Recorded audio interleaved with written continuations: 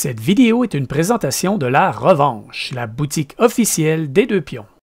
Salut tout le monde, ici Jeff Savoie et Steve Noël, et nous sommes les Deux Pions. Et aujourd'hui, on vous parle de Sagani.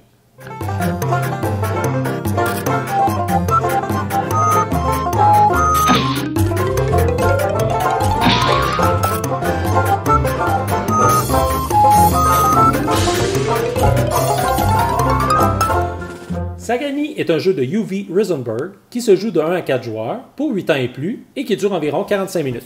Oui, et j'adore ton accent allemand, Steve.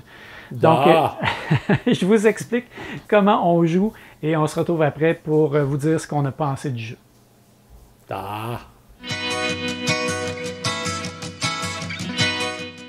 Votre objectif dans Sagani est d'harmoniser les différents éléments, en fait d'obtenir le plus de points possible. Selon le nombre de joueurs, vous allez tenter d'avoir 45 points, 60 points à 3 joueurs ou 75 points à 2 joueurs. En fait, dès qu'un joueur va atteindre ça, on va terminer le tour en cours et celui qui aura le plus de points à la fin de la manche va remporter la victoire.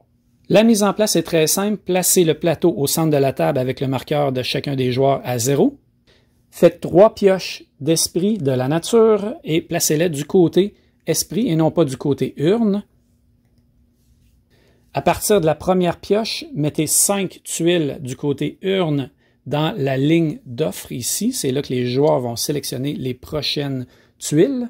Mettez à côté du plateau les jetons cacophonie et les marqueurs de points négatifs. Chaque joueur reçoit des pions son de sa couleur et le premier joueur va avoir le marqueur de premier joueur et vous êtes prêt à débuter la partie. À son tour de jeu, le joueur va prendre l'une des tuiles disponibles dans la piste d'offre. On peut voir que sur les tuiles, il y a plusieurs informations en partant par la couleur elle-même de la tuile. Il y a 4 couleurs de tuiles différentes, orange, vert, blanc et bleu. Sur la tuile, on va voir des flèches avec des couleurs différentes, représentant les esprits à aller aligner ou les urnes à aller aligner dans ces directions-là pour pouvoir harmoniser cette tuile-là ici. On voit qu'il y a le côté urne avec le nombre de points inscrits à l'intérieur et il y a le côté esprit libéré avec le nombre de points qui, une fois libéré, il va nous donner. Une fois que le joueur va avoir choisi sa tuile, il va pouvoir la placer sur son plan de jeu et il va pouvoir la placer dans l'orientation qu'il le souhaite. La première tuile va pouvoir être placée n'importe où, mais les tuiles subséquentes vont devoir être placées de façon orthogonale à l'une des tuiles déjà en jeu, donc jamais en diagonale comme c'est ici, et elles vont pouvoir être placées dans l'orientation qu'on désire. Lorsqu'on a placé la tuile sur son plan de jeu, on va prendre des jetons son de notre couleur, en nombre équivalent au nombre de flèches qui sont indiquées sur la tuile, et on va venir les placer sur la tuile en question. Plus tard, lorsque le joueur va sélectionner une autre tuile, et par exemple va la placer ici dans son plan de jeu, sur les tuiles qui sont déjà en place, ou la nouvelle tuile aussi, s'il y a des tuiles qui vont correspondre aux flèches dans la bonne direction, comme par exemple ici, ça me prend une tuile verte dans cette direction-là, pas besoin d'être collée, elle pourrait être plus loin, je vais pouvoir harmoniser cette flèche-là ici en plaçant un jeton son sur la flèche correspondante. Donc on voit qu'ici, j'ai harmonisé le vert parce que j'ai un esprit vert ici.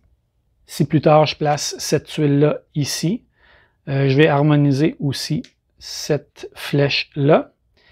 Et un peu plus tard, si je sélectionne cette tuile-là et que je la place ici, eh bien, je vais harmoniser. Là, évidemment, je n'aurais pas oublié de placer mes jetons son sur les nouvelles tuiles que j'ai placées, comme ça ici. 3 et 1. Mais sur cette tuile-là ici, j'aurais harmonisé la dernière flèche, comme ça ici. Ce qui fait qu'une fois que j'ai harmonisé toutes les flèches d'un esprit, qui est dans son urne, je vais pouvoir libérer l'esprit et marquer les points correspondants, donc 6 points dans le cas ici présent. Et je vais récupérer aussi mes jetons son. Il est possible que je sois à court de jetons son un peu plus tard dans la partie lorsque je vais placer une nouvelle tuile. Dans ce cas-là, si j'ai plus de jetons son disponibles, je vais devoir prendre des jetons cacophonie ici, un nombre correspondant aux jetons qu'il me manque. Par exemple ici, admettons qu'il m'en manque 2, je vais devoir placer 2 jetons rouges sur la tuile. C'est des jetons que je vais conserver jusqu'à la fin de la partie. Par contre, je vais obtenir immédiatement 2 points négatifs par jeton rouge que je vais récupérer. Alors ici, je reculerai de 4 espaces sur la piste d'harmonie, la piste de points. Ces jetons-là, je les conserve quand même jusqu'à la fin de la partie. Mais on essaie d'éviter d'en ramasser. Lorsque, autour d'un joueur, il ne reste qu'une seule tuile à récupérer, il va avoir deux options à ce moment-là. Il va pouvoir récupérer la tuile en question parce que la tuile l'intéresse, ou il va pouvoir aussi décider de ne pas la prendre et de l'envoyer dans la zone d'intermède ici, où il y a 4 espaces disponibles. À ce moment-là, il va devoir prendre la prochaine tuile disponible sur la prochaine pioche, et il va devoir jouer avec celle-là absolument, il va la retourner et il va devoir la mettre sur son plan de jeu. Donc on connaît la couleur, mais pas nécessairement les flèches au moment où on le sélectionne. Il va jouer sa tuile normalement. À la fin d'un tour d'un joueur, s'il n'y a plus de tuiles disponibles dans l'offre, on va prendre 5 nouvelles tuiles qu'on va venir disposer dans une nouvelle ligne d'offre ici, comme ça. À la fin d'un tour où la zone d'intermède ici va être complète, les joueurs vont pouvoir sélectionner une des tuiles présentes en commençant par le joueur qui a le moins de points et en remontant jusqu'au joueur qui a le plus de points. Les joueurs peuvent prendre la tuile de leur choix disponible ou ils peuvent tout simplement aussi passer. Et ensuite, on va remplir à nouveau la zone ici de l'offre. Comme ça. Donc, le jeu va se poursuivre ainsi jusqu'à ce qu'on atteigne ou on dépasse les points requis selon le nombre de joueurs et le joueur qui a le plus de points à la fin du tour remporte la partie. C'est comme ça qu'on joue à Sagani. Hey Jeff, parle-moi donc un peu du matériel, qu'est-ce que tu en penses? Ben écoute, c'est un matériel qui est très correct, c'est pas extraordinaire. On parle de tuiles, de jetons en bois, donc très classique jeu allemand. Pour moi, il n'y a rien à dire. Les couleurs sont belles, les illustrations sont belles. Le livre de règles est bien fait, mais très très court, très simple. Les règles sont simples à apprendre, sont simples à expliquer aussi. Le temps de mise en place est rapide. Le plus long, c'est à peu près de mélanger les tuiles pour faire les trois pioches, là. Donc, non, un matériel correct. Ouais, je suis d'accord avec toi. Au niveau de la thématique, Steve, tu as pensé quoi de Sagani?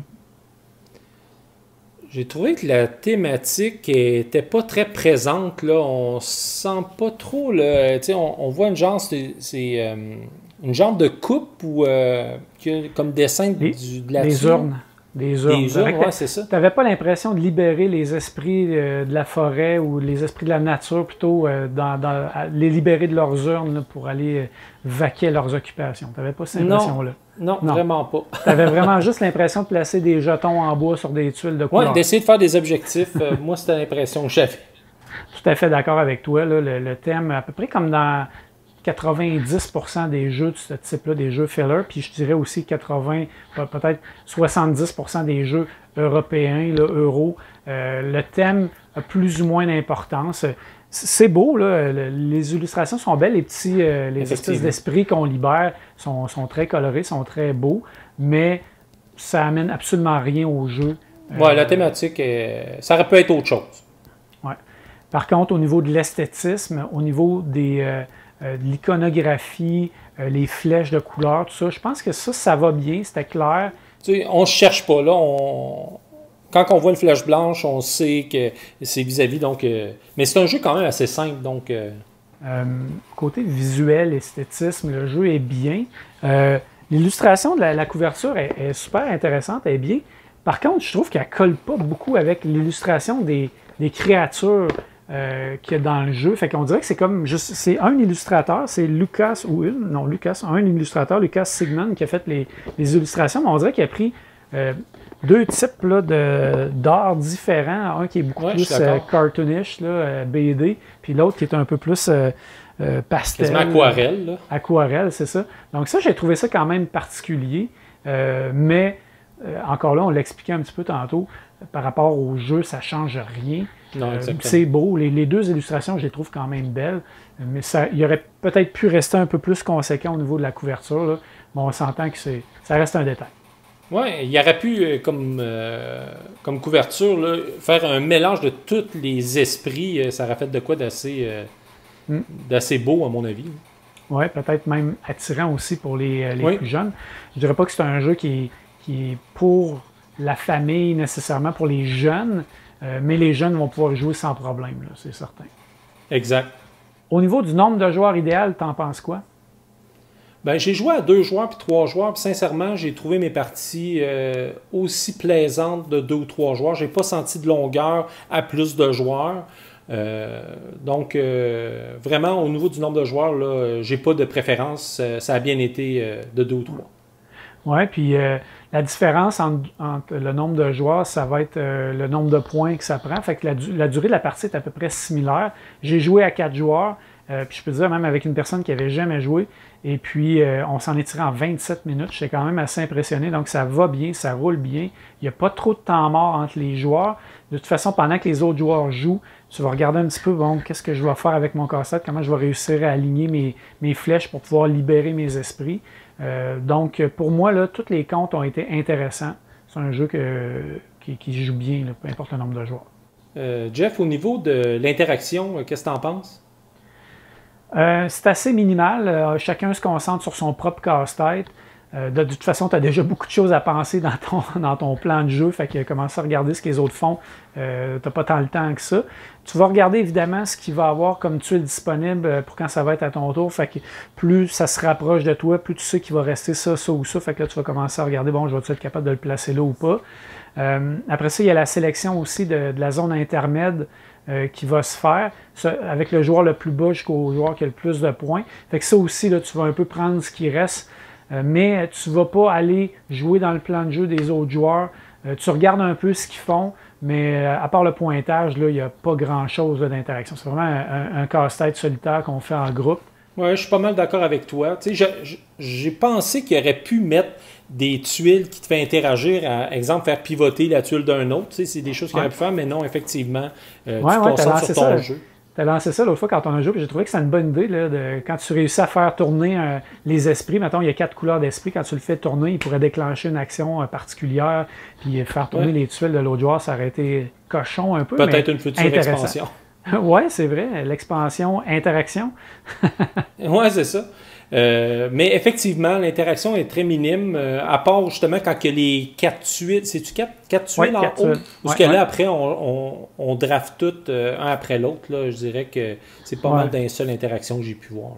Là. Effectivement. Le volet qui nous intéresse souvent dans ces jeux-là, c'est est-ce que c'est un jeu basé exclusivement sur la chance ou un jeu très stratégique? Uwe Rosenberg est reconnu pour faire des jeux très, très tinky. Il faut que tu réfléchisses à tes affaires, il faut que tu prépares tes coups. Je dirais qu'il ne fait pas exception, encore une fois, dans le jeu-là. Es-tu d'accord? Non, je suis parfaitement d'accord. Je trouve qu'il n'y a pas beaucoup de chance là-dedans. Là. C'est vraiment stratégique à placer tes tuiles au bon moment puis préparer tes coups en avance. Donc, non, je le classifie vraiment dans le stratégique. La seule place où tu vas subir le jeu, c'est la sélection va toujours diminuer. Quand tu arrives à 2 tuiles, tu n'as même pas l'option d'aller dans la prochaine tuile de la pioche.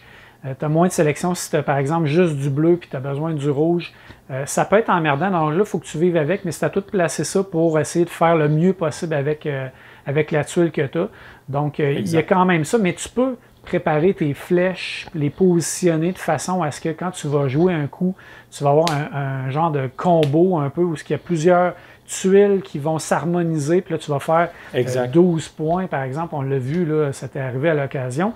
Le volet chance que je pourrais dire, là, puis c'est toi-même qui as fait ce coup magistral-là, c'est que ça va arriver, comme d'habitude, ça va arriver de temps en temps que tu vas pouvoir harmoniser une tuile à 10 points, par exemple, en la plaçant. En la posant, oui, exact. Ouais.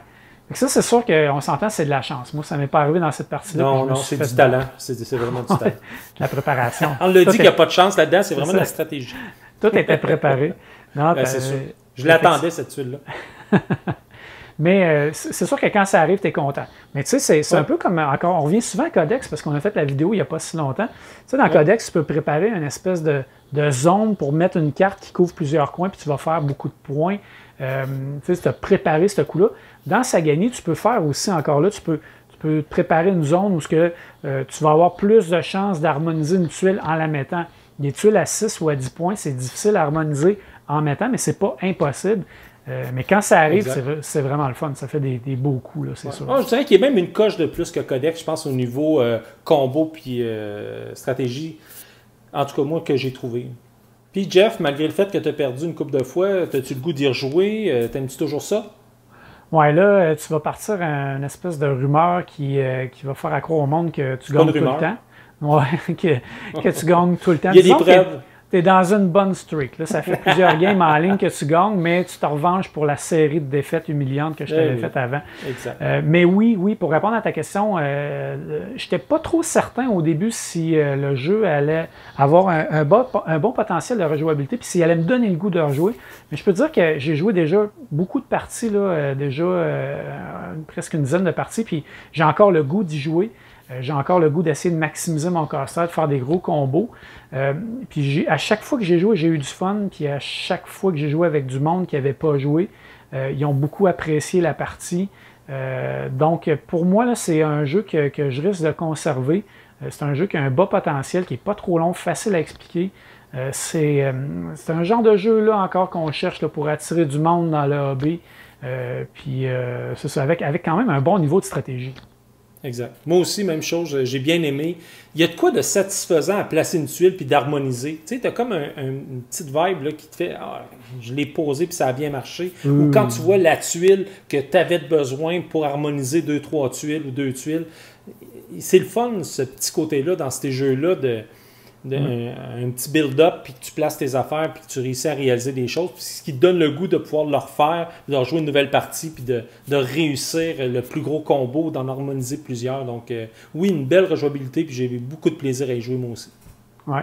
Il y a une chose qui me laisse perplexe, puis qu'il faut que je valide encore en jouant plus de parties.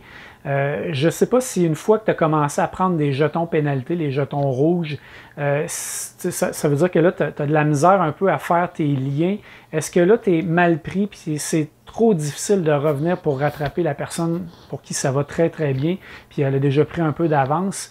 Moi, dans la partie que j'ai perdue contre toi, la dernière qu'on a jouée, j'ai commencé à avoir de la difficulté, puis je m'en suis pas sorti là, du reste de la partie. Fait que ça, c'est un bout là, qui me reste à valider en rejoignant un petit peu plus, mais ça m'a quand même pas empêché d'apprécier le jeu. C'est une défaite qui a pris quoi, 15-20 minutes, on en rejoue une autre après ça, puis c'est pas plus grave que ça. Quand c'est des jeux comme ça, tu t'en tiens pas trop rigueur. Là. Mais je pense que c'est l'avantage des jeux qui s'installent rapidement. T'sais, donc, quand même que tu as une genre de défaite crève-cœur, ça te dérange pas trop parce que tu peux te reprendre rapidement dans une nouvelle partie qui prend pas de temps.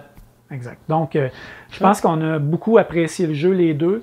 C'est un jeu qu'on recommande certainement aux personnes qui vont rechercher ce type de jeu-là. Donc, Sagani de Uwe Rosenberg. Oui, vraiment. Très, très bon.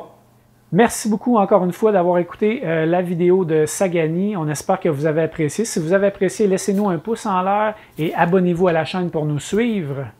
Et on aime toujours lire vos commentaires, donc à bientôt!